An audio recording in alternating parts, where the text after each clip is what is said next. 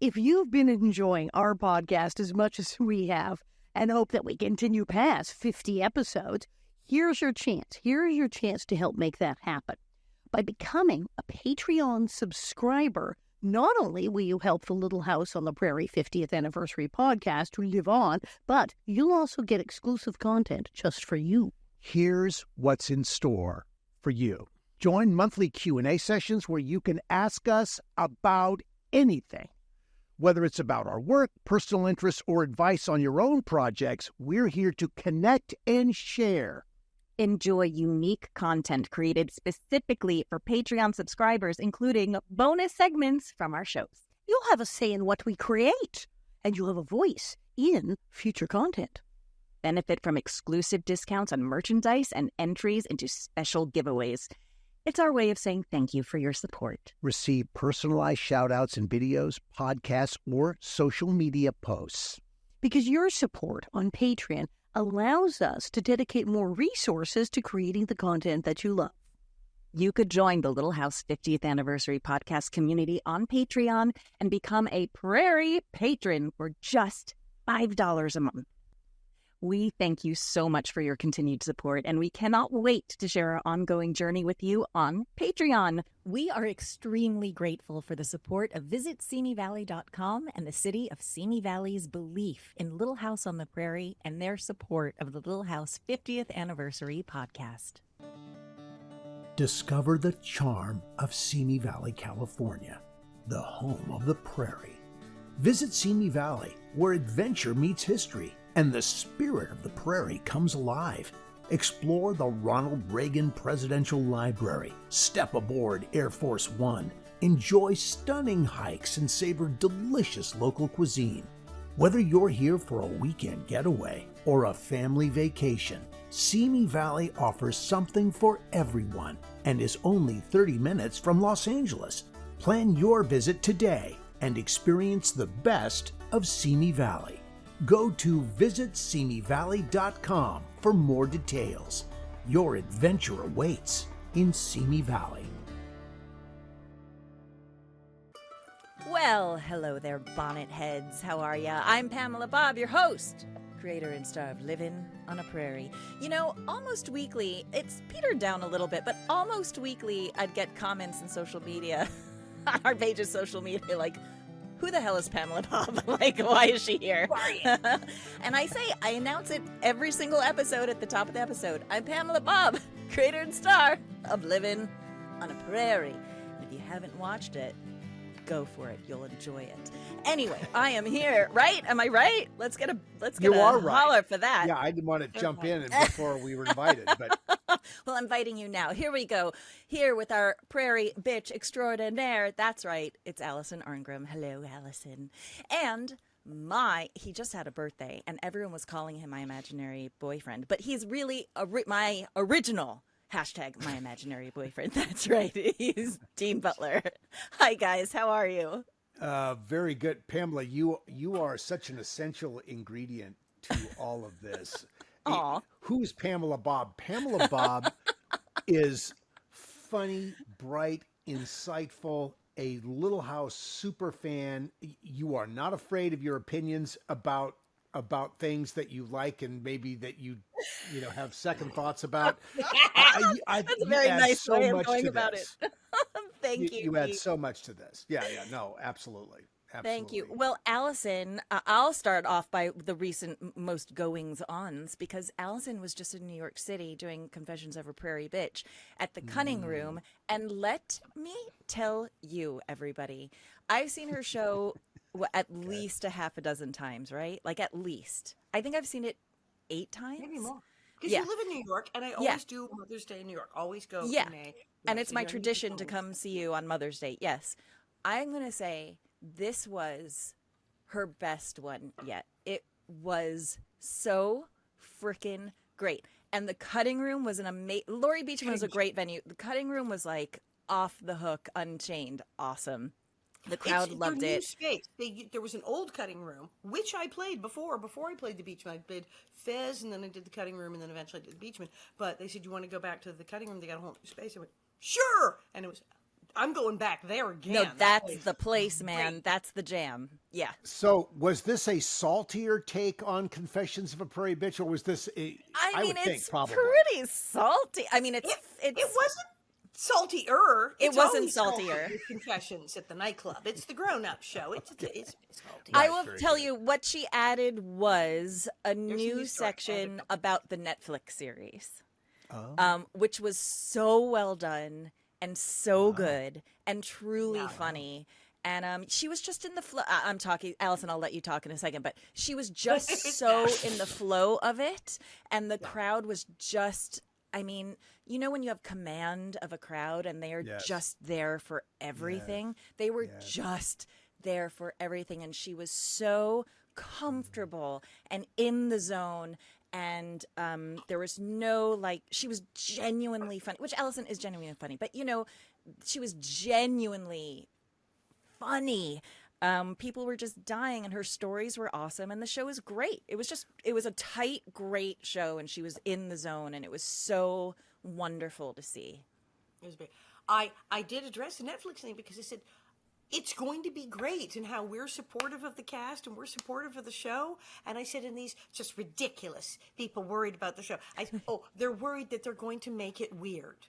And I said, really? Really, what are they going to do? Have someone perhaps get raped and murdered by a man in a clown mask? Are they going to have a blind woman leave her baby in a fire? Oh, I don't know. Perhaps an entire episode about an orangutan. Maybe we'll push someone down a hill in a wheelchair. How are you It was so possibly funny. going to make Little House on the Prairie weird? We already did. You can't make it weirder than we did. It was so good. It was so funny. People were dying. It was just such a We already smart made it take weird. What on are you it gonna all. do? It was Well, so good. You know, that there's something mad, and of course, I would imagine in a space like that, people are sitting down with you.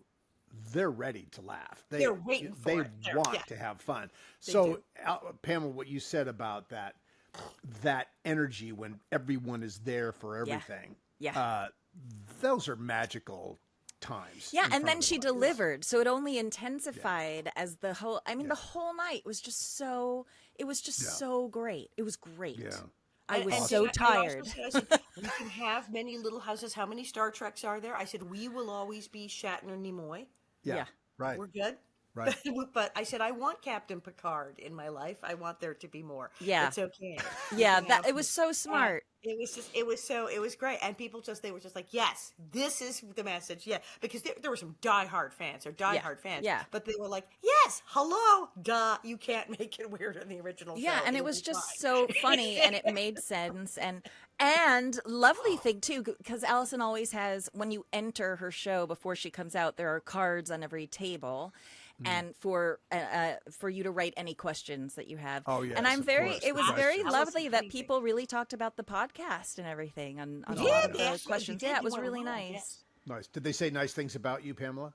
Well, they mentioned living on a prairie too, so that was really nice. So, listeners, if you don't know who I am, even people are asking Alison at her shows about me. So Asking, there you and go. I kept saying, Pamela, did you write this card? It's your handwriting.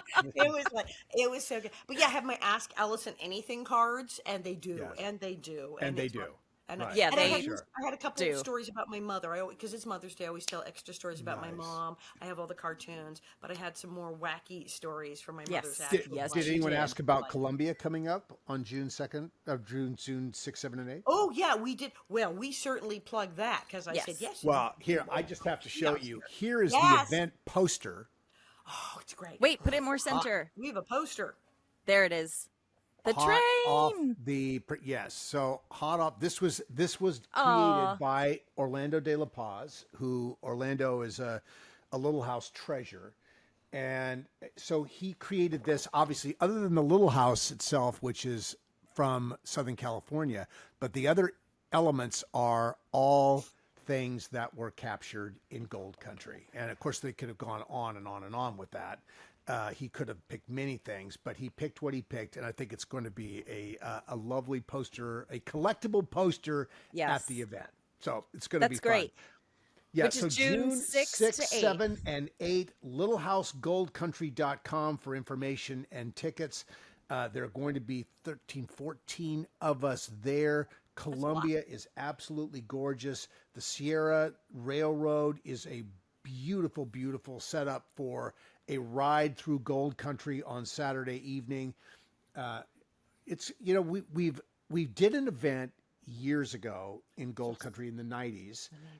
It was a film festival, so we appeared at the film festival. This is really the first time we've done a Little House specific event in Gold Country, and Gold Country plays such an important role in the beauty of Little House. So we think this is a great way to kick off the second half century of Little House love, going to Gold Country. And That's the Pamela, craziest statement are ever. Are you gonna like? Well, of course you can't because you've got a show going that weekend. I know. So you're not going to be able to just like play hooky and jump on an I airplane and come out and see know. us.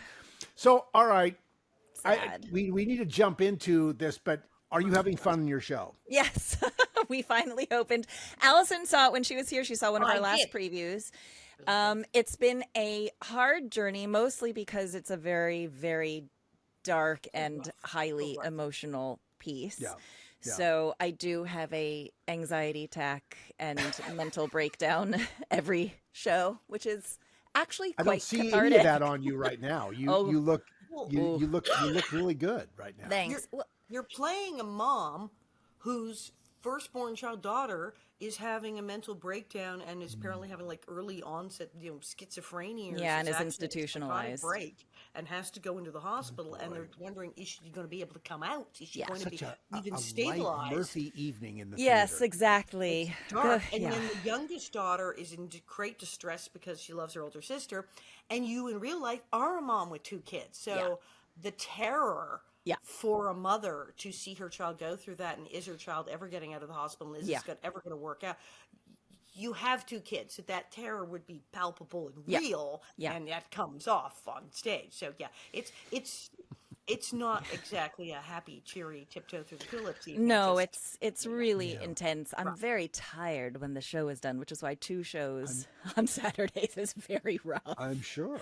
Well, you get to pace yourself really well. You get to as you learn the rhythm of it, you figure out that's always that interesting growth phase that you go through in a run. Of how where to you take figure care out of yourself. the energy. Yes, exactly. Even what to eat and like how long of a nap you need and all Snacks. that stuff. What did I Snacks. tell you Your about number one. Yes, your number one tip. Snacks.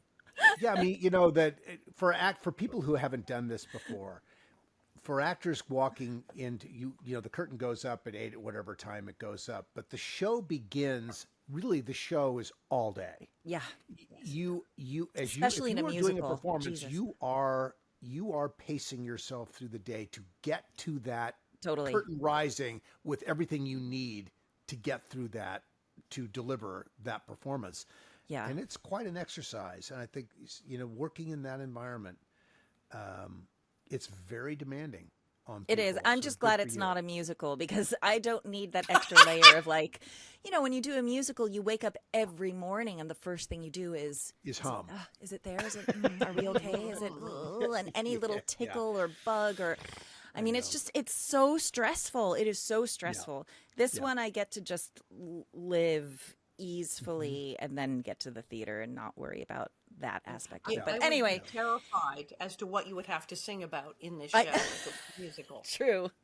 That really would be an opera. That would be an interesting take. Yes. Anyway, the show's called Cracked Up, and Cracked Up. yeah, and it's Oh, well, that it's sort of at tells Theater you- Row in New York Cracked City. open because the whole Cracked family open, not cracked. Cracked closed. open. Jesus, I'm whole even forgetting the family name. goes, This is. I'm a little tired, you guys. Cracked open, or as we like to call it, busted wide open. Wide open. That's That's sort of more it. Yeah, it's Okay. the relationship between the husband and the wife, how that completely fractures, how he can't handle what's going on, and how she sort of has to step. and It's the two intense. young girls playing the daughters just rip your heart out. They're so good. They're so Yeah, young. the cast is incredible. So anyway, that's it. It's running through June. So I'll be Let's depressed step through June. into this. Speaking of depressed. Let's step into this. Yeah. Let- Oh, well, no. And now we're going to talk about a sad episode. No, this is a sad episode. Okay, this is a beautiful episode. But yes, coming up today, it's a very, very touching episode of Little House, guest starring one of the most beloved actresses of her era. But first, produced in the studios of UBN Go in Burbank, California. This is the Little House 50th Anniversary Podcast. Ta-da! Woohoo!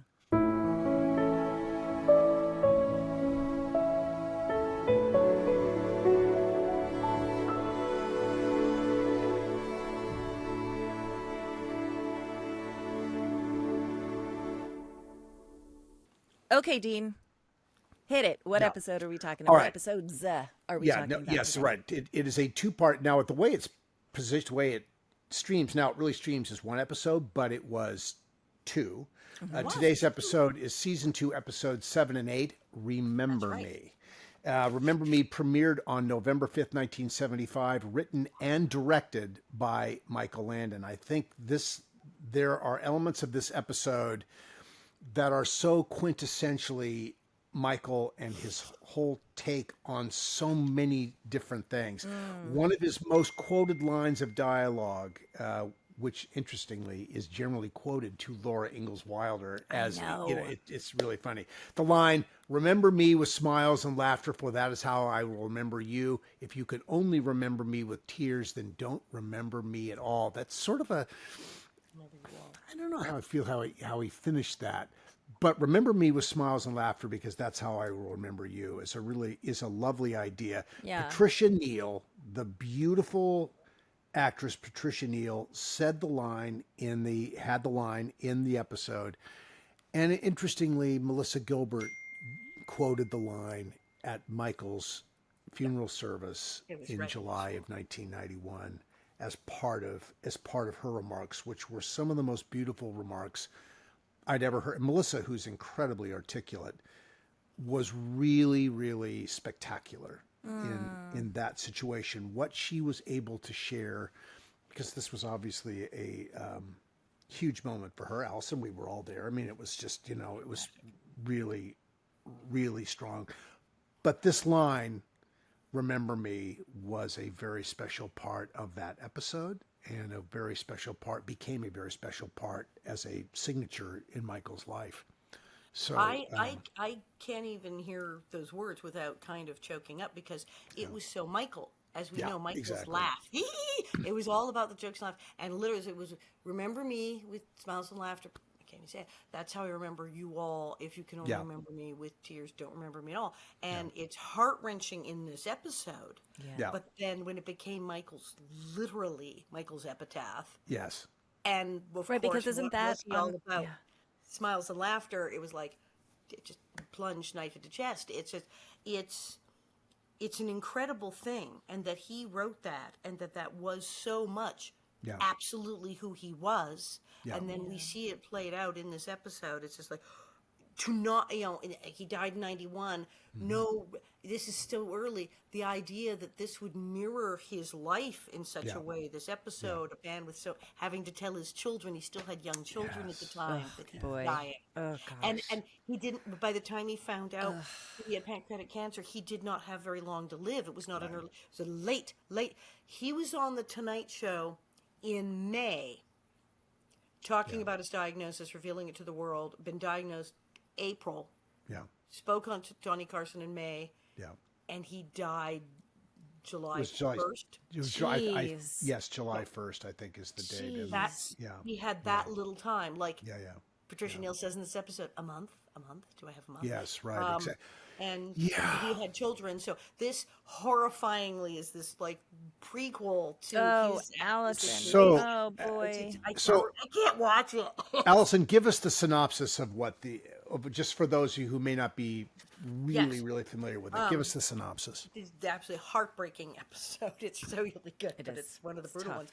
The widow, Julia Sanderson, with her 3 young children, John, Carl, and Alicia, brings warmth and kindness to the community. And she has a sense of humor, too. She's awesome. But her visit to Doc Baker reveals heartbreaking news. Julia is terminally ill and has only a short time to live. Determined to ensure her children are cared for after her death, Julia turns to Charles Ingalls for help. Moved by her dignity and strength, Charles promises to find good homes for all 3 children. Julia's final days are spent preparing them for life without her. urging them to remember her not with sadness, but with joy and love. It's really harsh when she has to. After Julia passes away, the townspeople rally together to help Charles place the children, but a major obstacle arises. No single family is willing to adopt all three. Charles faces the painful possibility of separating the siblings, particularly devastating for the youngest Alicia. In the end, the solution comes from an unexpected source. Yes, that's right, Isaiah and Grace Edwards. Well, they weren't Isaiah and Grace Edwards yet, but Mr. they become. Edwards and his kind of sort of girlfriend, who he doesn't admit is his girlfriend. Yes, yeah, because he's like, never told he loves people. before. Woman, stop kissing me in front of people. And Grace, who is in fact having a thing with Mr. Edwards, as it were, in the 1800s, a chase thing, but a thing.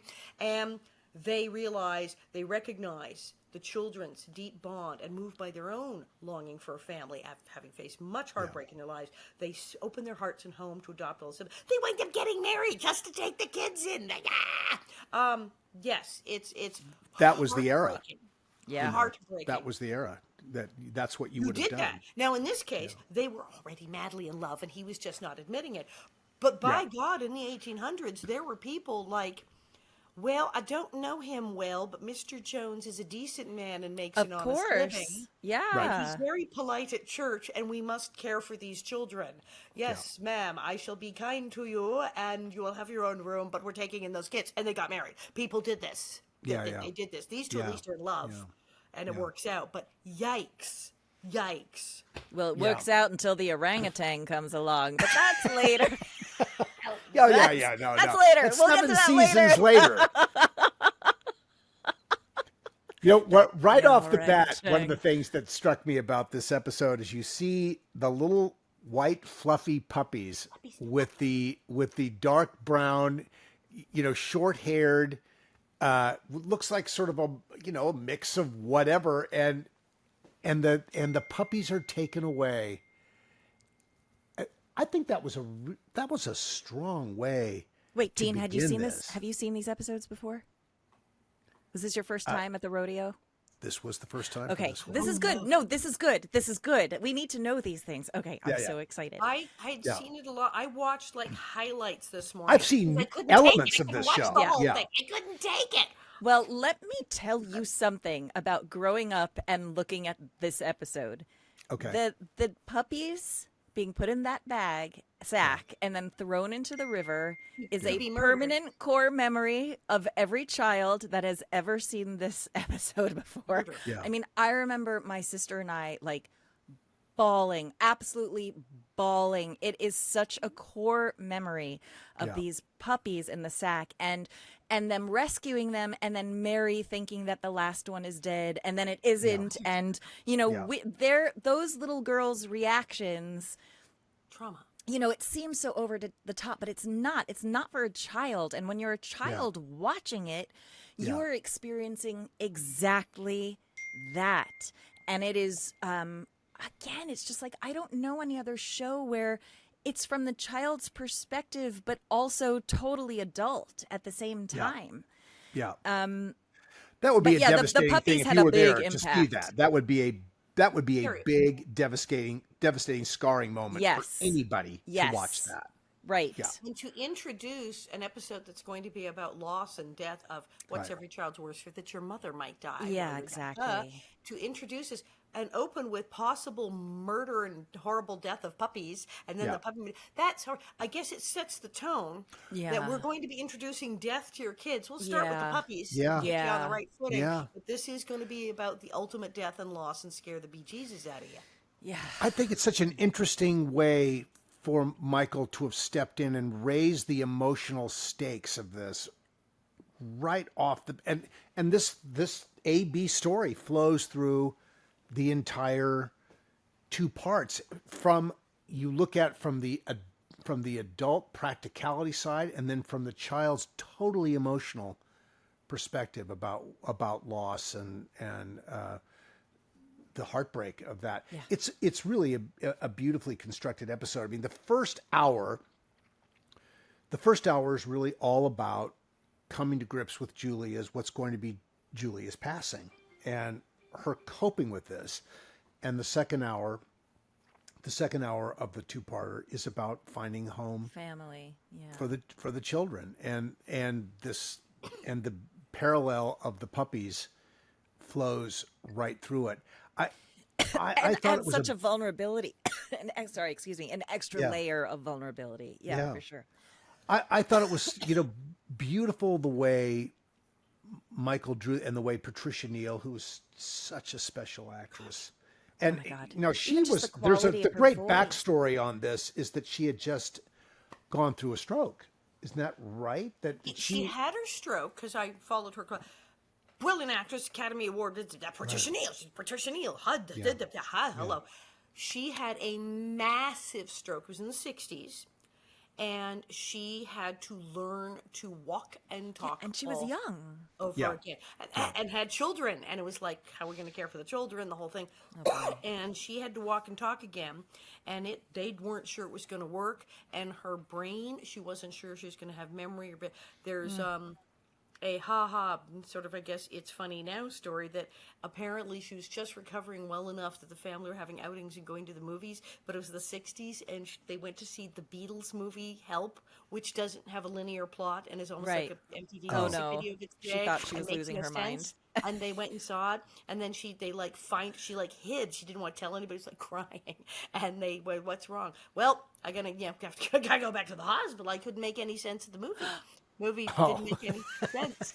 And they're like, oh, sorry, yikes. No, the movie doesn't make sense. No, right, we exactly. tried to do a movie that had no linear plot and didn't make any sense and scared her half out of her wits. So I'm sure she felt better. She was so brave. She had, when we shot this episode, because she had such enormous health concerns and memory concerns, they had a teleprompter.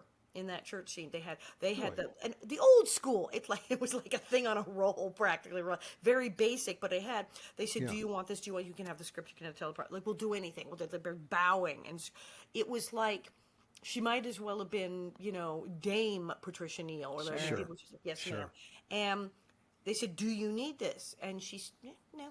And I remember they put in the thing with all the whole monologue on it, just in case. It was like, Michael, what do you need? What do you need? Just in case. We're going to make this work. She didn't look at that thing. She never looked. She didn't glance in its general direction, even though she didn't need nothing. And she was so brave and so incredible. But she had to learn to walk and talk again. So when you hear her very mannered speech, which was a very educated woman, is how she spoke, but also she had to learn to talk again. That's, how many people have done that? That's not like a normal thing. No. It's really hard. I've known people who've done it. It's not fun. I think, I think she made wonderful choices in how she did this, that she approached all of this with such optimism and such hope and resolve, to make it as positive an experience as she could for her children, knowing that this tragedy is this is obviously a very difficult moment, but really a wonderful example for people of how, again, we speak about this with Little House all the time. It's foundational lessons. We always have choices as to how we're going to deal with the things that come our way in life. And now, Michael got his quivering lip when he learns the news, but she is not going to approach it with sadness. She's approaching stoic. it with hope. And it's very powerful, and everyone's terrific in it. My favorite moment of hers in this episode is not the big speeches or the monologue. It was when Doc Baker gave her the news where she figured out, like, oh, I'm dying. And she ends the scene by just going, well, I'll be darned, and leaves the office. It was done so simply and so matter-of-factly, but loaded with so much. But the way that she just delivered that was, I was like, whoa, that's a masterclass. The way she just did that one line was a total actor's masterclass. It was so realistic, because what would you do after she got through, how long do I have? She goes, well, and when she tells boss, she goes, well, that's a heck of a thing to just drop on a neighbor. Right. Hoy ha ha. And then he tries to cry, and she's like, no, we're not doing that. And one of my favorite lines, there's so many of my favorite lines in the show. I wrote one down. when she says she doesn't want people to take her children out of pity. Pity wears out pretty quickly and is a poor substitute for love. For love. I was like, thump. That is one of, there's like a list of great lines in this show, and that's one of them. Pity is a poor substitute for love. Although I will say, do you want to hear what I have an issue with? Sure. I always have an issue with something. It's so, again, it's so interesting revisiting these episodes as an adult versus how your perception of it as a child watching it. So, okay, so she tells her children. And on one hand, it's very positive. She's the way that she's saying it is like, God has chosen me. I must have done something really good because he wants me to come early. And I'm going to see your father up in heaven, and it's going to be awesome. And of course, her children are devastated because they're realizing their mother is going to die. And John Jr. starts crying, and then she stops yells at him. And I am like, girl, let him feel his feelings first. Like, please let them feel their feelings. You're like, crying for you, not for me. Yeah, I listen, I get the sentiment of it. Totally, absolutely. But in that moment, as a mom also watching it, I was like, no, let them be upset just for a minute. And then she was like, okay, off to bed. And I was like, what? Wait a minute. And no one's sleeping tonight. Knew that was going to be the scene. As I was watching it, Pamela's going to hate this one.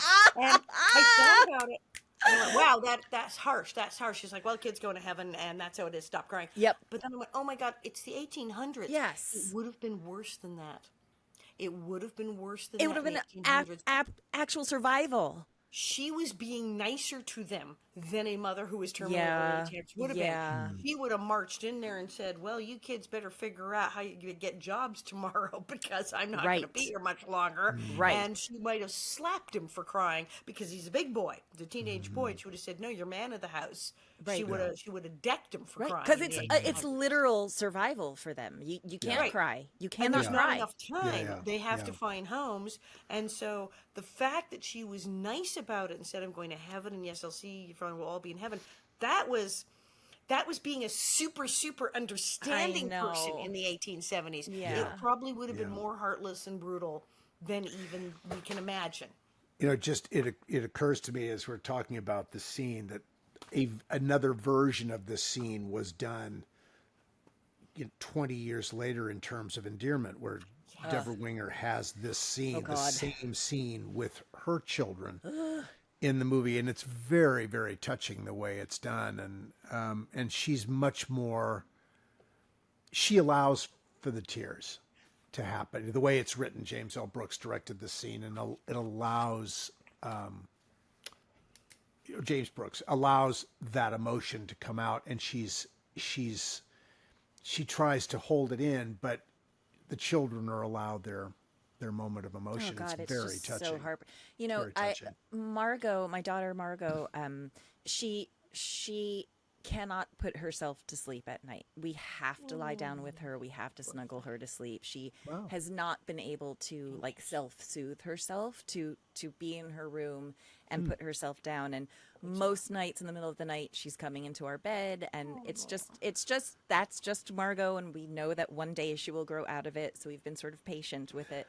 But the other night she was I just needed to leave her room because I had work to do and it was getting late and she hadn't fallen asleep yet. And I was like, Margot, please. And I was getting sort of angry. Like, you have to learn how to put yourself down now. Like, you're 7 years old now. It's time. Like, you're a big girl. Let's do it. And she started crying and she said, but I can't. I'm scared. And I was like, what are you scared of? And she said, I'm scared something's going to happen to you. Oh, Lord. Which was something I had never thought of before. She's not scared to be alone in her room. She's scared something's going to happen to her mommy outside of the room. That's a new element to that. Like, there's a twist, like, holy moly. And it broke my heart. But, thinking about these little kids with this mother saying, hey, I'm not going to be here much longer is, just the thought of, being worried about mom not being in the same room when you're going to sleep. And then something like this happening, it's just so devastating. It's a child's worst fear. A child's worst fear is going to lose their mother. Of course. Every Disney movie opens with that. Bambi the on dead down, mother. his Yes. mom dies. All of their moms are dead. Disney movie's a huge tragedy. The mother dies, and it's either going off to the evil stepmother. Yes, all of those or princesses' something mothers are dead. Horrible is going to happen. And fairy tales with the evil mom dying. Because that is children's number one fear. And that is why all the fairy tales start with mom is dead and there's a stepmother. Yes, yes. Why. Because that's the number one anxiety issue for children.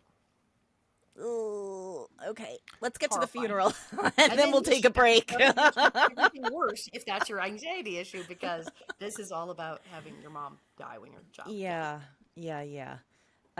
Okay, and then she passes away, and we're at a very rainy. I mean, it's so Michael, the way he did this, pulling back as the children are on her bed with her, pulling back.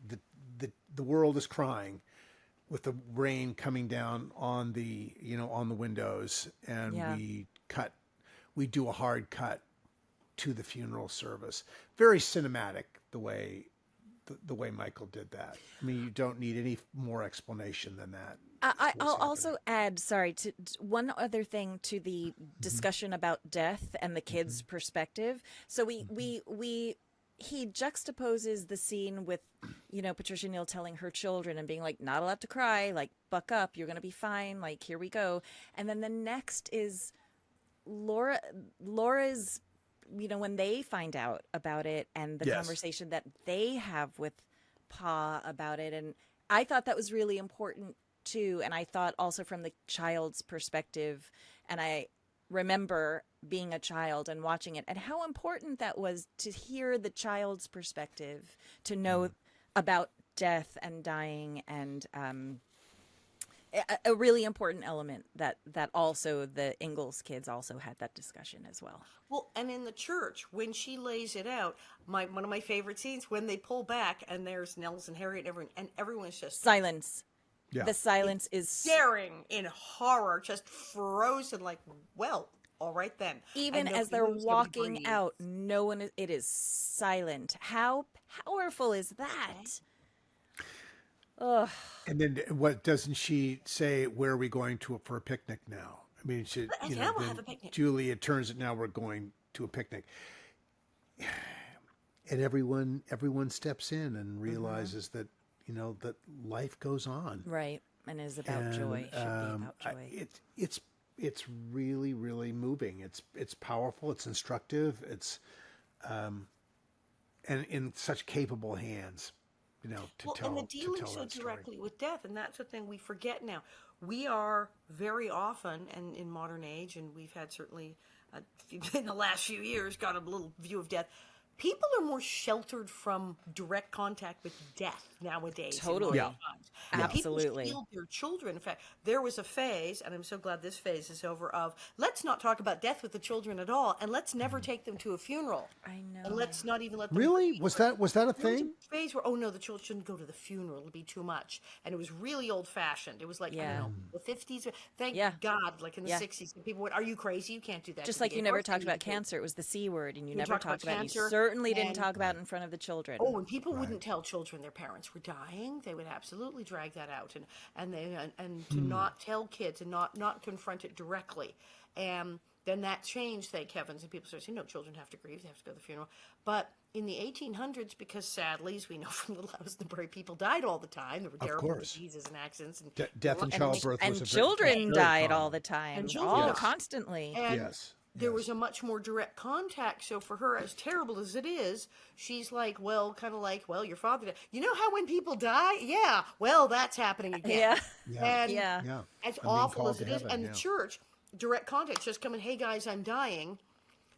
Shocking. But death was a palpable thing that was there next to you all the time. There was no sheltering anybody from death out on the prairie in the 1800s. Well, right. Like we've talked about before. To us now. Right. I mean, how we've talked before, literally, if you didn't chop enough wood, you were dead in the winter. Right. You would die. Like it must have been that death had to have been a palpable something always there. not just the wood, but disease and, you know, Everything. like you say, there weren't any antibiotics in the 1800s. So, you know, Right. Doc You know, Baker could only do so much.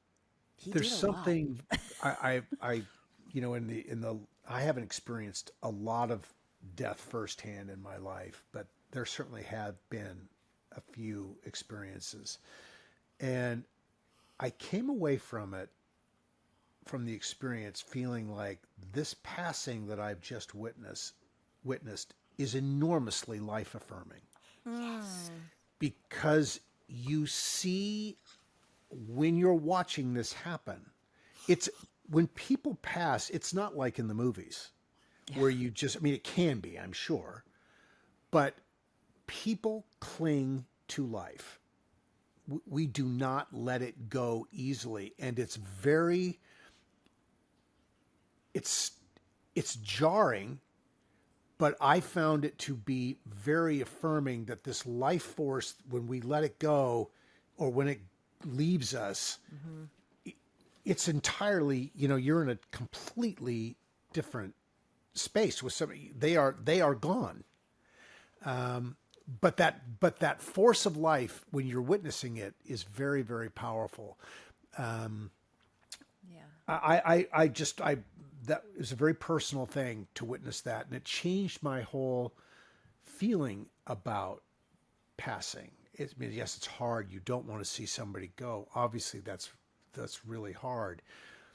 But our lives are really beautiful, and there's a force in them, and that's something to be celebrated. And when we remember somebody, we want to remember the force of the life. We want to remember the intention to live. Right, not that's the death what part we want. of it. That's what we want to remember. Yeah. And I think this episode really, within the wonderful dialogue and in the attitude that Patricia Neal chose to play this, it's all about affirming life and the importance of life and family and connectedness, which are themes that were just massively important to Michael Landon as a creative person. And I mean, what a, you know, just it's a beautiful story.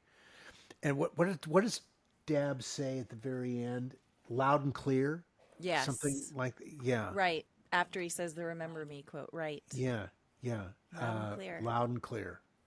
And God, he's so and good. then we're immediately, and I think I watched it on Peacock last night, and they do a cut to join the two episodes together. And I feel like that, and having not seen it on the air, I don't know how it actually ended, but it feels like it ended with Loud and Clear, continued next week, and it picks up right there at the funeral again with the approach of the family. I'd like to talk to you about the children. And now we're off and running. Right. In the second story. Should we take a break? And then when we get back, we'll talk about part 2. Yes. Okay. Very good. We're taking a break. Thank you, Everybody, Pamela. let's cleanse the palate. Let's have a drink of water, take some deep breaths, and we'll be right back. When you visit Simi Valley, California, you're stepping into the pages of history. Go from the pioneers to the presidents. Explore beautiful wildflowers, hike through iconic Hollywood locations, and end your day aboard the actual Air Force One at the Ronald Reagan Presidential Library and Museum. Throughout the summer, take the Little House 50th Anniversary Tour at Big Sky Movie Ranch. Less than 15 minutes from Los Angeles and 30 minutes from Universal Studios, Simi Valley has small-town charm with big-time history. Go to visitsimiValley.com for more information. We are so grateful to visitsimiValley.com for their commitment to presenting the Little House 50th Anniversary podcast. Hi, we're back. Okay, so now we are in part 2, and this is all centered around the children and finding them a home to live, right? Yeah. And not just a home to live, but people to love them Love and them. take care of them. Yeah. Right. Yeah. Yeah, this is tough. And Charles has been tasked Yes. with being responsible to be the one to find a Yes. home for these children. which is cutting him up because he would like to take the children. And Of what does he course. say? He says, I can't even, He I said, can barely it's the one time in my even-" life I can barely put shoes on my own children. It's the one time in my life I'm sorry I'm not rich. And what when he said that, Yeah. oof, Yeah, yeah. whoa, Yeah, because we yeah. never hear him say something like that. Yeah, yeah. Never. Yeah, yeah. And then we are immediately introduced, of course, to the B side of the story with Mr. Edwards. And Yes. he is so detached from it all because of the loss that he experienced early when he lost his wife and his child. And so he's been shut down on this, and yet he sees,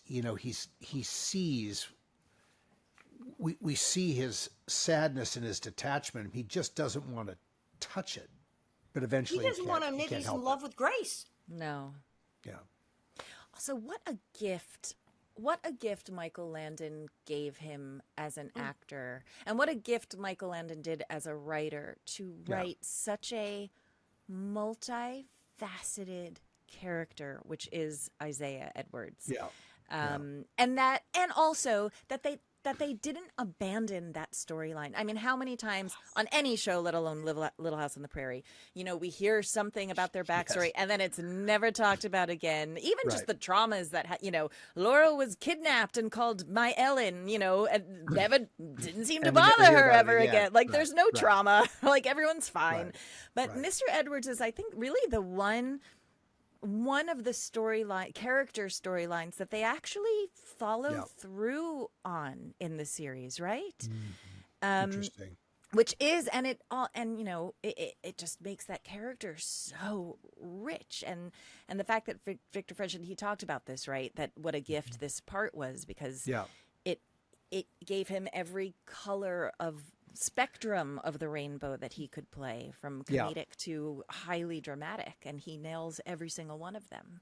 And you get the psyche, you get the psychology of it, which makes it even more painful, No, it definitely does. Victor's range was well, he could flip on that sort of that goofy guy that taught Laura to spit, and that that was the comedic side of Victor, but where he really lived, I think where Victor really lived more realistically in his life was in that sadness. I mean, Victor was a very sad man. You could see it in his eyes all the time. He had this humor, but there was great sadness about Victor. Well, most great comedians are very tortured souls. Yeah. Right? Yeah. Tragedy plus time equals comedy. Yeah. Sadly. Yeah. And then you've got then his story with Grace, then you have, she is optimistic, finding a path, stepping in with the children. He's watching this happen and being drawn into it because he cares for her, and it's touching a part of him that he didn't think he would ever really touch again. Right. And which is why, of course, kisses he's him the in alone. front of people, and he has a fit. But yes, he is in love with her, and they are absolutely having this sort of dating thing. But he's like, no, this is not a real. I'm not having a serious relationship. This is not happening. This is not happening. And when Pa's saying, you should marry that woman. Yes. Right. Your friends and start giving you advice. Yeah. And he's like, no. But obviously he's trying to be shut down because he's madly in love with her, but doesn't want to go there again because. It's too painful. But she's widowed. She lost her husband. Yes. Yes. I will say the scene where, first of all, the puppy usage in this episode is also, I mean, what an amazing device. Michael Landon is a genius, just a genius. Yeah. You see Alicia holding that little puppy and you just want to crumble. It's just so sweet and so vulnerable. And that scene where she's in bed with the puppy and he's like, don't you want to make a bed for the puppy? But she needs that puppy. And then she, at the end, and he's like, the puppy can sleep with you one more night. And she's so grateful and she loves Mr. Edwards so much. And she reaches out and she just... The beard. I love that moment with the beard. Just fiddles his beard. And I mean, my God, what first of all, for Michael Landon to even know that such a simple gesture, something like that, that a child would do to a grown man. Yeah. A child would only do that if she felt deep love and affection and safety and security around this adult. Yeah. Now, about these puppies, I have to say, sorry. Did you get to play with the puppy? Nellie. Nellie. Okay, Don't we give know Nellie a I'm puppy. But I am apparently, according to this plot line, so utterly inhuman and devoid of feeling that I am not considered safe to leave a puppy. Well, with. Bunny is They in won't season even 3, give so me it's just a dog. precursor. No. Don't. I would never want Nellie to have You one of wouldn't those give me puppies. a damn dog, would you? They Nope. won't give me the dog. What are you gonna? Don't tell Nellie. Don't even tell Nellie about the puppy. But the Olsons could tell. Well, she'd feed it, but she wouldn't love it. I am beyond even the love of a puppy. You're and I offer, a I psychopath. offer her 50 cents. That's a lot of money back then. Don't I take it offer personally. 50 It's just cents it's in the writing. for the puppy. And she won't even sell me a puppy. And then when things get really heated and Pa's breaking up the children because that's 1800s, they're lucky it wasn't all 3 of them in separate homes. That's It was right. horrible. Yeah, that's that's what people right. did. The orphans, well, sorry, we need the boys on the farm. They're threatening to break up the children. And she's like, fine. Worst thing she can come up. She's trying to come up with the most distressing, horrible threat. I'm going to give the puppy to Nellie then. Right. That's her threat. Right. Because her threat of death is to say, because I'll if give a you don't, puppy that's to right. Nellie. Right, That's because the if you worst. don't care about splitting these children up, then it doesn't matter if this puppy has a home that actually is going to be like someone that actually he will be takes care of loved. it and loved. I'm going to give the puppy to Nellie. That's like Nellie's the the worst. disgusting thing I can say. Wow. I at the time, I was like, seriously? I can't dog? No, I know. I didn't get to play with the puppies because apparently I'm a monster and I'm not allowed around animals. It's a powerful construction. Well, the track record is not strong for you, Nellie Olson. Yeah. No question. I mean, it all works. It totally makes sense. But I'm the worst thing. Yeah. Like, but if you do this, I'll give the puppy to Nellie. So, but we do have Harriet Olsen's cousin, Minerva who's a lovely Farnsworth. person. Lovely person. She must have been on the father's side or whatever side it is. I don't know. Minerva Minerva Farnsworth. who Yes. only wants Alicia, and she's loaded, and she's like, I'll give this kid everything, and then when I die, she's got it all. Yeah. And then there's a farmer couple that only wants the boys, to only have them as farmhands. Well, the wife wants Alicia too, but he's made up his mind that he only wants the 2, and that's a very much a moment of a time too, where he really shuts his wife down and says, Oh no. yeah, and I'm sure also. I mean, farmers must have been so desperate for farmhand help for boys that I'm sure this was very actually common at the time. Well, totally. you said to not starve to death, you've got to get the crops in. You're going to do this by yourself. And here you might have, if you haven't had kids, and he's probably laid a big trip on his wife about the fact that they don't have a bunch of sons to do this. Yeah. Yeah. Yeah. You know, it's the 1800s, so he's probably said, well, if you had kids. You failed. You failed. You didn't produce me any sons to go work those fields. So to have 2 strapping young boys who really could, and as I said, who are well-behaved, good boys, who would work your fields, bang, zoom, that's a hell of an offer.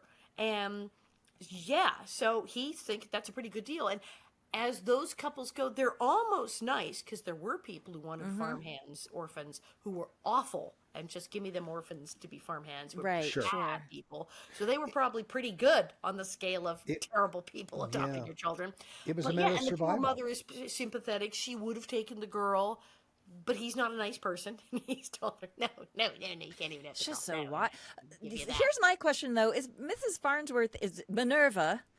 I call her Minerva. We're on a first name basis, she and I. Yes. Minerva is loaded. Why can't she take all 3 children? Why? She has the means. Completely could. Because Send those boys to a good school too. that's She could not our afford to spend story. all 3 of them. That's because that's the answer. Because Michael Landon didn't write it that way. He didn't write it that way. And Yeah. she's an elderly, foofy, widow lady, and they would be like, well, I'll have a pretty little girl, and I'll dress her like a doll. Right. And they would be, whatever will I do with it? She doesn't have any Right. props to bring in. She would Yeah. have these two teenage boys in her mansion knocking things over and breaking stuff. Right. But you can just tell from her the way that actress, and we know her. She was lovely. She was lovely. You nailed it. She would have been great, given the way she played this person, the energy that she was presenting. She would have been a wonderful mother to all three of those children. Totally. Yeah, I mean, there's no question that she would have. That was not the story. Right. But it sort of also, in some ways, it sort of helps Mrs. Olsen too, that she could have such a lovely relative that was, that was really a nice thing. I thought I thought this woman was just spectacular, and with all the right intention everywhere. Oh yeah. There was no fail on her part. Yeah, Her no. heart was totally in the right place. And a woman of that strata in that time period, like, oh, I had two teenage boys now. What am I going to say to them? What am I going to do with it? I can handle a little But girl. she would have handled it. Maybe Now, it was on the also. other hand, I might want the boys because if I'm getting older and I need stuff done around the house and heavy things moved and someone to protect me, I'd say bring the boys. We'll need them. I had a great aunt who had no use for girls at all. It was all about what young strapping boys could do to help her get done what she needed to get done. I mean, this was, I'm talking about when I am, a young boy into my early teens. This was what I saw from my great aunt, who struggled with so many different things.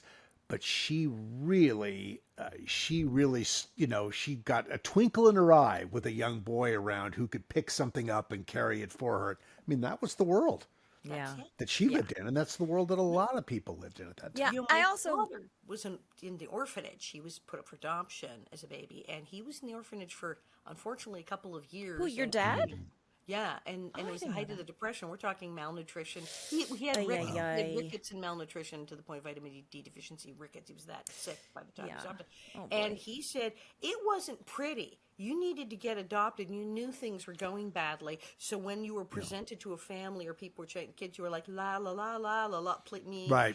You were tap dancing as fast as you could. Yeah, pick me. And he said some people clearly wanted boys, clearly wanted girls. Some people clearly were not taken again. And when he saw this farm family, the Arngrimsons, with a bunch of kids, he's like, I need to make these people adopt me now, because he knew that this would be a good household.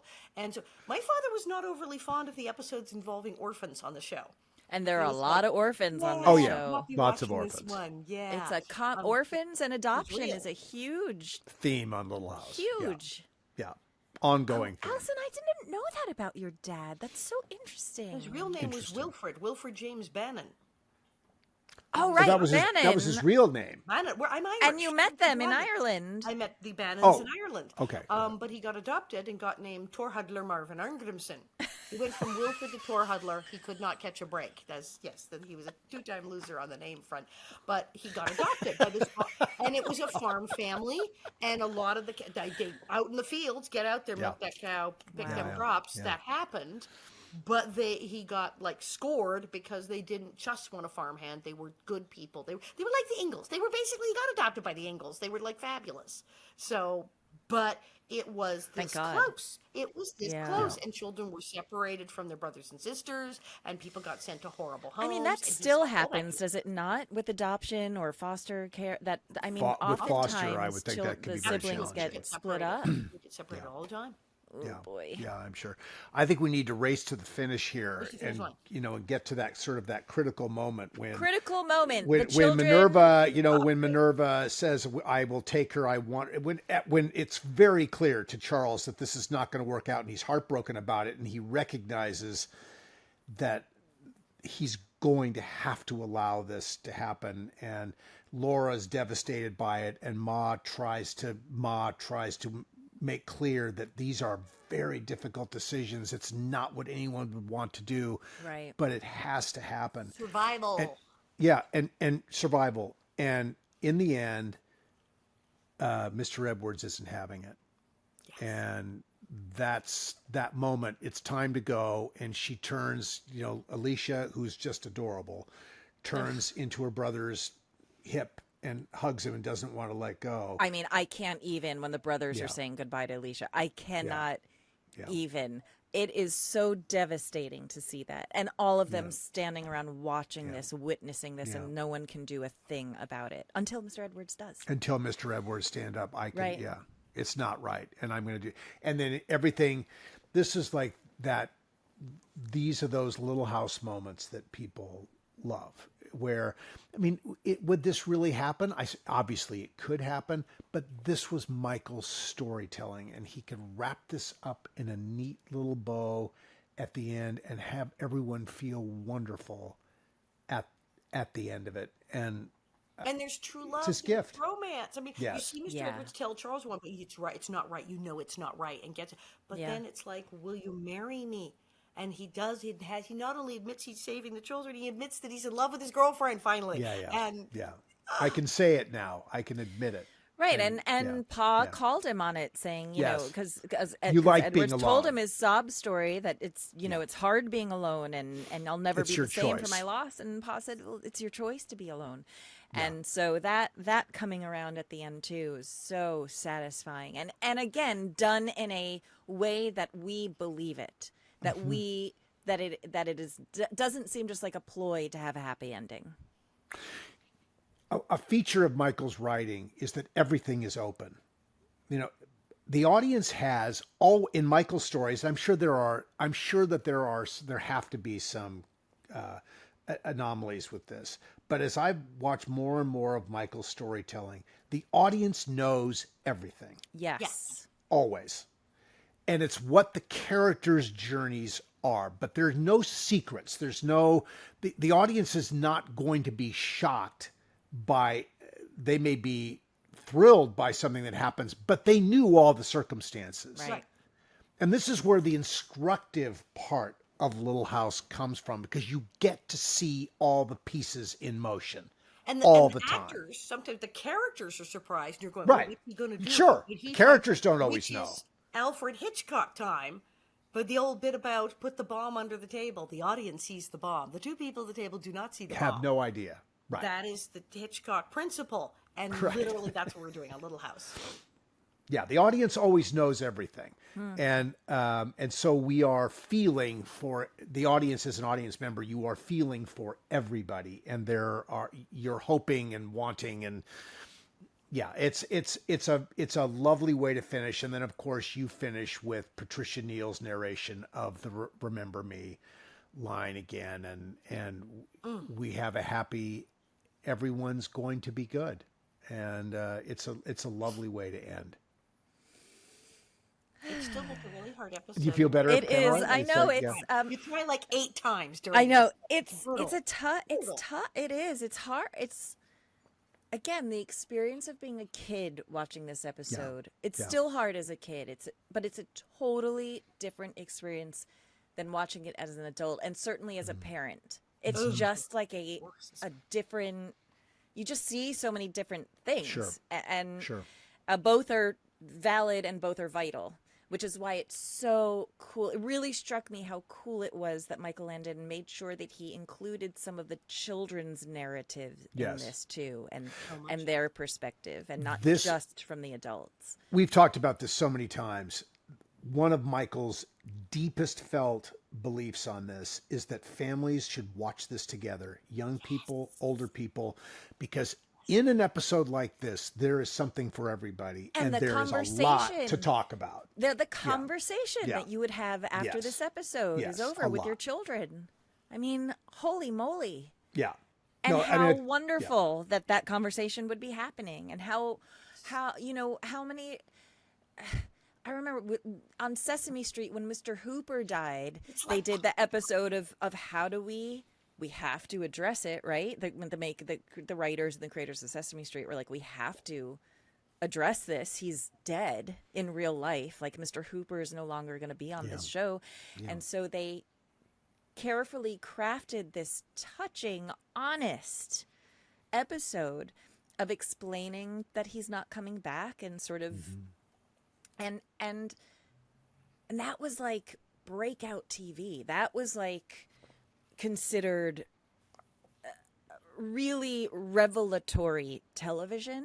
Yeah. And it had never been done before. And I think this episode is maybe the only other television I've seen involving children that children would watch where the topic is so carefully and thoughtfully approached in a way that would create discussion, healthy discussion afterwards. Right. And so remember, they used Big Bird. They centered it around everyone having to explain it to Big Bird. Oh, because Big Google, Bird's I the mean, youngest. YouTube it. It's Big Bird is the baby. Big Bird's like 3 or 4. Really, the way he talks, Big Bird is like a 4-year-old, and they didn't like spend time explaining it to Oscar, the older. Everyone had to sit Big Bird down, and Big Bird was like, "Do you mean he's not coming back? Where did he go?" And explaining it to the youngest Muppet, and it was just, that's why it worked, because they used the children's perspective. It was that's right. Killing. Well, great. I'm sufficiently depressed, and no, you should feel hopeful at the end. It is. It's a great ending. It's a very satisfying ending without it again being that cloying preciousness. Yes. Correct. It's very grounded. You believe it. It's believable. Yes. And it's not in your face sweetness. It just is what it is. Right. And then next we get to see John not killing a deer or something like that. Whatever, with Edward's like being disappointed. But that's, their journey as father and son that comes after this, which I'm sure we will be recapping some of those episodes. Yeah. Oh, sure. Listen, I think we need to be racing for the exit here. We do. You guys, this was lovely. Please join us again. We hope you enjoyed this one. You can follow us on littlehouse50podcast.com, littlehouse50podcast on our socials. All of our going to be in our show notes. If you need to know the upcoming Little House events, that's all in our show notes. Join us on Patreon. Alison's going to talk to us a bit more about Patricia Neal and some insider that's fun. story. Can't wait to hear that. Yes. Yeah. Okay. Anyway, I think it's that time. Bob, get the wig. Let's fly. Bye, everyone. See you next time. Sad flying this week. Slower than usual. You're killing me. Puppies. Just think of the puppies.